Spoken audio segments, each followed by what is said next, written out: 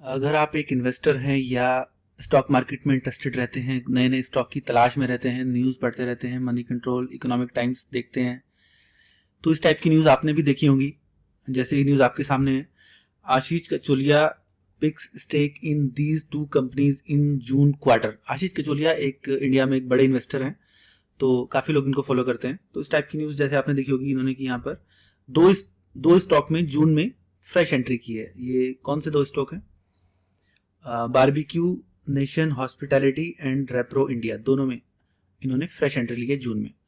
तो देखिए, मेन अब सवाल ये उठता है कि इन्फॉर्मेशन का सोर्स क्या है, ये इन्फॉर्मेशन कहाँ से आती है। तो अगर आप ये लोग जानना चाहते हैं तो मैं आपको वेबसाइट बता देता हूँ कि ये इन्फॉर्मेशन आपको कहाँ से देखनी चाहिए। लेकिन जैसे कि कहा जाता है कि एक बच्चा 2 साल का होता है तो बोलना सीख जाता है, लेकिन क्या बोलना है ये सीखने में उसको शायद पूरी जिंदगी भी कम पड़ जाती है। तो उसी तरीके से इन इन्वेस्टर ने स्टॉक कौन से खरीदे हैं ये पता लगाना तो 2 मिनट का काम है, लेकिन उस इन्फॉर्मेशन का यूज़ कैसे करना है ये सबसे मुश्किल काम है, ये सबसे सीखने वाली चीज़ है।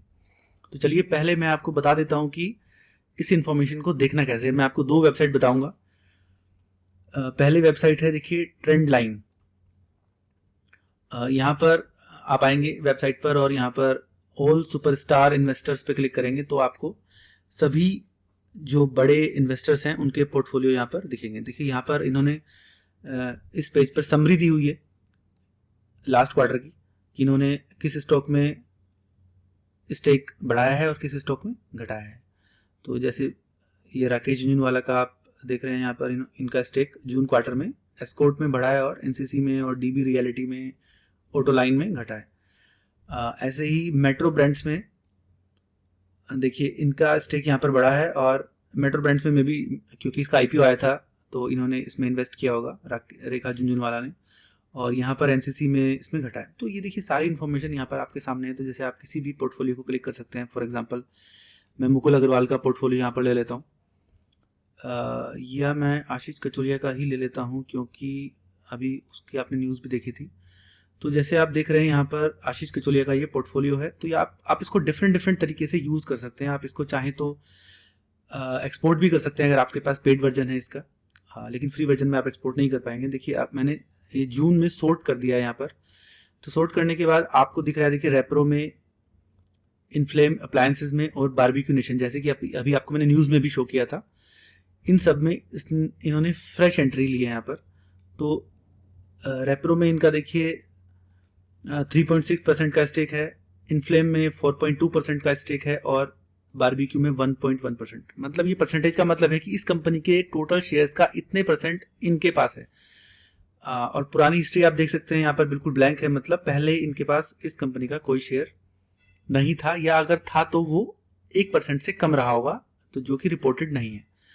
क्योंकि जो सेबी का जो रूल है, देखिए यही पूरा एक गेम प्लान है। जो आप ये पूरा देख रहे हैं ये पिक्चर का पूरा पार्ट नहीं है। आप जो देख रहे हैं वो इन्फॉर्मेशन है जो सेबी के रूल्स के अकॉर्डिंग कंपनी को, शेयर होल्डर्स को डिक्लेयर करनी होती है। तो जो डिक्लेयर्ड इन्फॉर्मेशन ही आप देख रहे हैं। जो अनडिक्लेयर्ड इन्फॉर्मेशन है, हो सकता है आशीष कचोलिया के पास पहले इसमें 1% से कम स्टेक हो इन कंपनीज में, तो पहले रिपोर्टेड ना हो, और अभी जब वो स्टेक 1% से ज्यादा हो गया तो यहाँ पर रिपोर्टेड में आ गया है। क्योंकि जो आरबीआई का रूल है वो ये कहता है, यहाँ पर मैंने देखिए आरबीआई के जो रूल्स हैं वो यहाँ पर आपके सामने खोले हुए हैं। आरबीआई का रूल्स कहता है कि any person who holds more than 5% share और voting rights in any listed company shall disclose to the company the number of shares और voting rights held by such person on becoming holder within 2 working days. अगर वो 5% से ज्यादा company में hold करता है कोई भी पर्सन, तो उस कंपनी को वो with in 2 working days inform करेगा, और वो कंपनी फिर further with in 2 days exchange को बताएगी। ये देखिए यहाँ पर लिखा हुआ है विद इन 2 डेज ये कंपनी फिर एक्सचेंज को बताएगी। लेकिन अभी मैं आपसे बात कर रहा था 1% की, तो आप ये कहेंगे अभी आप तो 1% बोल रहे थे, यहाँ पर तो 5% की बात चल रही है। देखिए आगे लिखा हुआ है, अगर कोई कंपनी में किसी का भी 1% स्टेक है तो कंपनी उसको क्वार्टरली बेसिस पर डिक्लेयर करेगी। तो ये जो इन्फॉर्मेशन आपको जनरली मिलती है जो 1% से ज्यादा स्टेक वाली, ये आपको क्वार्टरली मिलती है। तो जून क्वार्टर की इन्फॉर्मेशन अभी आपके सामने अवेलेबल है, तो वही मैं आपको यहाँ पर ये शो कर रहा था। तो इसको इन्फॉर्मेशन मिलना बहुत आसान है, लेकिन इसको यूज करना बहुत मुश्किल है। आप ब्लाइंडली इन स्टॉक्स में जाकर इन्वेस्ट नहीं कर सकते, क्योंकि आपको पूरा गेम प्लान, पूरी पिक्चर क्लियर नहीं है कि वो किस गेम प्लान का पार्ट है। दूसरी वेबसाइट जहां से ये आप पोर्टफोलियो देख सकते हैं वो मैं मनी कंट्रोल का यूज़ करता हूँ। मनी कंट्रोल भी एक अच्छी वेबसाइट है, लेकिन इसके फ्री वर्जन में ये फैसिलिटी अवेलेबल नहीं है मनी कंट्रोल में। ये आपको पेड वर्जन लेना पड़ेगा। मनी कंट्रोल का पेड वर्जन बहुत सस्ता है। यहाँ पर देखिए 365 रुपीज़ में ये 1 ईयर का मिल जाता है। और सिर्फ ये वाला फीचर नहीं, इसमें और भी बहुत सारे इनके एक्सपर्ट ओपिनियंस, रिसर्च रिपोर्ट्स और बहुत कुछ मिलता है। तो 1 रुपीज़ पर डे में बहुत सस्ता है। अगर आप देखें कि जिस टाइप की इन्फॉर्मेशन मिलती है और उसमें ऐड भी नहीं आते, तो आपको इसमें प्रो वर्जन में जाना है। और आपको प्रो वर्जन में जाने के बाद यहाँ पर ये एक ऑप्शन मिलेगा बिग शार्क पोर्टफोलियो का। तो बिग शार्क पोर्टफोलियो में आपको यहाँ पर देखिए सबके पोर्टफोलियो दिखेंगे। मुझे ये थोड़ा सा मनी कंट्रोल का लेआउट बेटर लगता है ट्रेंड लाइन के कंपेयर में।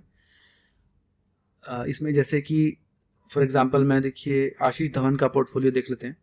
देखिए इसके पोर्टफोलियो में यहाँ पर 14 स्टॉक्स दिख रहे हैं।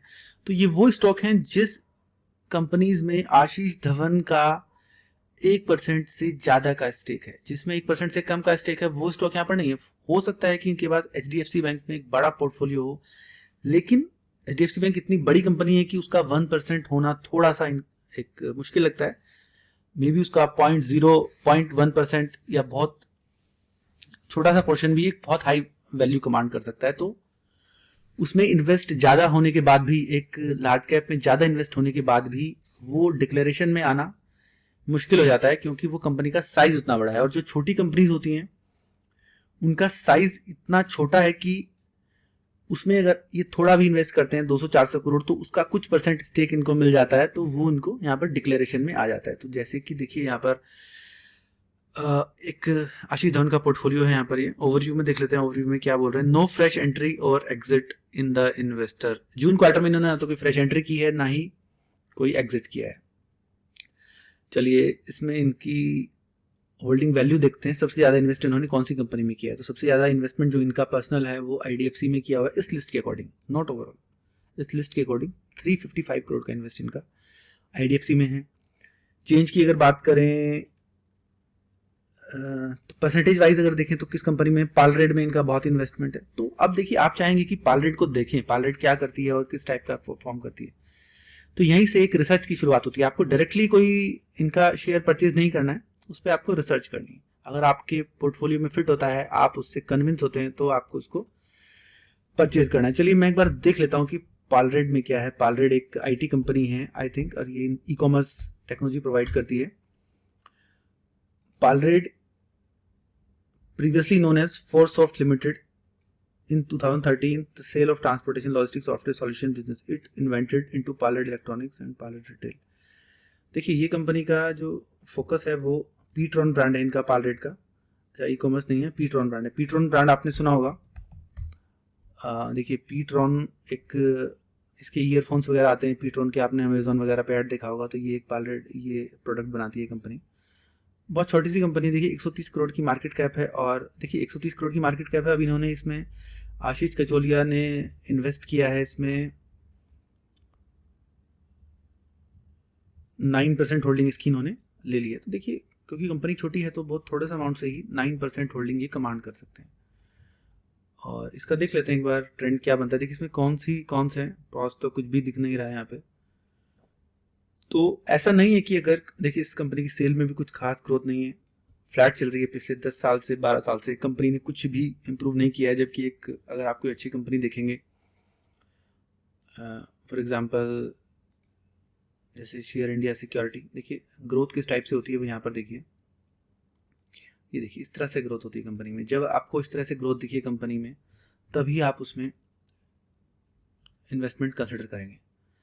तो आज की वीडियो के लिए बस इतना ही। यही बताना चाहता था मैं आपको कि इस इन्फॉर्मेशन को आपको ब्लाइंडली यूज़ नहीं करना है। और ये इन्फॉर्मेशन पूरी पिक्चर आपको शो नहीं करती है। ये इन्फॉर्मेशन से आपको वही चीज़ पता चलती है जिसका डिक्लेयर करने के लिए कंपल्शन है। और ये सभी का कंपल्शन नहीं होता तो शायद आपको ये भी कभी पता नहीं चलता कि इनका 1% से ज़्यादा स्टेक कौन सी कंपनी में है। Thank you.